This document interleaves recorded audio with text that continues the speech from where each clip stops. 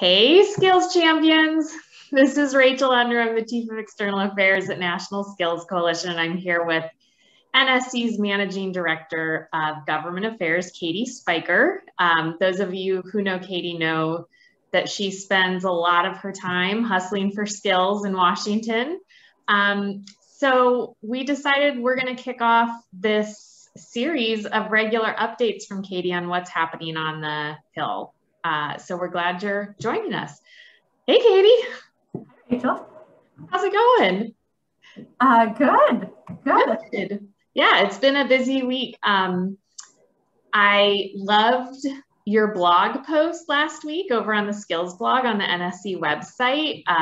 It was such a great synopsis of basically everything that's happened around infrastructure negotiations since the beginning of the year, where dollars for training have kind of shaken out in those negotiations, and all the great stuff that folks in our network have done to advocate for those investments. And it's hard to believe it was only a week ago that blog post went up because so much has happened. So what's happening with the negotiations? They're still going on.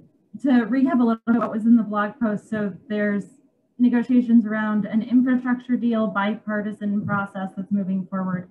That process has dropped out any reference to workforce. So we don't see the kind of proposals in the broad framework, the top level conversations that are happening that we saw from the president in the American Jobs Plan. There still could be some investments as part of it that would go to support digital equity that local areas could use to help people get digital skills and get back in the workforce or upskill in their new jobs. At the same time as this bipartisan process is going on, the Democrats are also moving forward with their reconciliation package, their economic recovery next package. The Senate set a $3.5 trillion top line for that.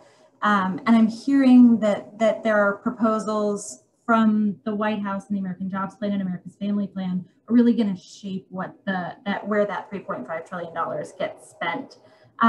As Congress really implements, taking the American Jobs Plan and America's Family Plan and turning it into reconciliation language, though, there's risk that some of the proposals that we saw from the White House are going to get cut down. And which of those proposals are at risk? So I've heard that the $100 billion that was included in the American Jobs Plan for workforce is vulnerable and could be cut to a lot lower levels than that $100 billion. Well, I'm guessing that didn't sit well with some folks. I know we have some pretty big skills champions on the Hill. So have you seen any response to those rumors? A pretty rapid response since we started hearing them last week. So the chairman of Education Labor Committee, Chairman Scott, pulled together a press conference with the Secretary of Labor, Secretary Walsh, and other Hill champions, including Congresswoman Bonamici and Congressman Horsford.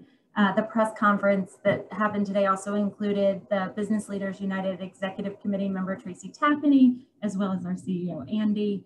And really focused on the fact that any economic recovery efforts right now need to include in investing in workers to help businesses build their pipeline, to rectify both the comparative and historic underinvestments that our country has made in workforce, and to respond to the fact that we still see massive numbers of workers who are going to need to access skills in order to get into new jobs and to progress within jobs that they're in right now. At the same time, no, go ahead. There was a lot that was happening. Yeah. At the same time, Congressman Horsford led a letter with Congressman Krishnamurthy that they're sending up to leadership. More than 100 members signed on to that in just a matter of a couple days, saying that they needed to, urging leadership to support workforce investments. Last week, to kind of kick off all this momentum, Secretary Walsh said in a hearing up on the Hill that one of the most impactful things that can be done right now is investments in training. And he's really made a big push, even today in the press conference, calling for that $100 billion that we saw in the American Jobs Plan.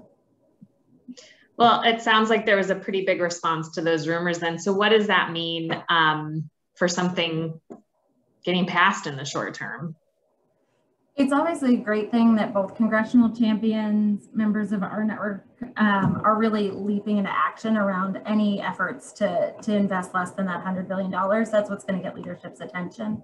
At the same time, it's complex in the balance that's happening between the two negotiations right now. So Congress and starting with the Senate are really negotiating both this bipartisan infrastructure deal and the economic recovery Dem-only reconciliation package at the same time.